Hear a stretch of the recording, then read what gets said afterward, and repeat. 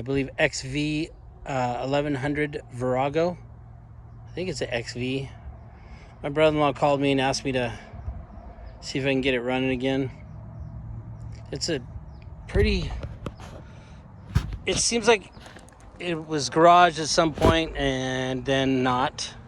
It's got some sun damage to it a little bit. But 9,400 miles original. And it hasn't run in about 14 years. So, see if I can get it running. These Viragos, I had a friend that just loved them and they ran great for him, and he wasn't really that mechanically inclined, but he managed to get them running, and he owned 3 at one point. He liked them so much. But nice comfortable ride. Seat's super comfortable considering that it's got a little sun damage and had its day. But we get her going again. There's some rust in the tank that probably has to be treated. Obviously it does. And fork seals, I told them, you know, a lot of people, first thing you do is you gotta do fork seals. You gotta make sure the tank is clean, the fuel system's clean, and the tires. And brakes, obviously, because once the fork seals go out, then it leaks down onto your brake pads, and now you have no brakes. And this guy's on the fence about getting the brake pads done. I'm like, bro, you got to get this stuff fixed. I mean, if you plan on selling it even, these tires are plastic, dude. They need to go.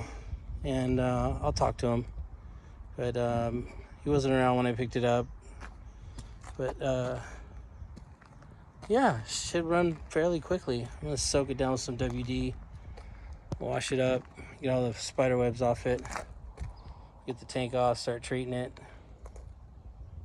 Let battery, there's a battery in it. I just hope we didn't try to start it too long, or if they didn't try to start it at all, just because if they're being sit that long, you want to put some sort of lubricant in there at least. Maybe turn it over by hand before you start going trying to fire it up. But yeah, man, let's see.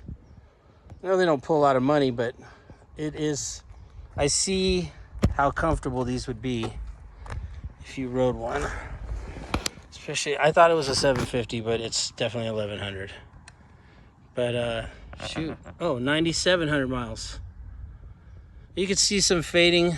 I don't know if that's normal, but to me it looks like the gauges are a little faded. You got a little bit of fading on the switches.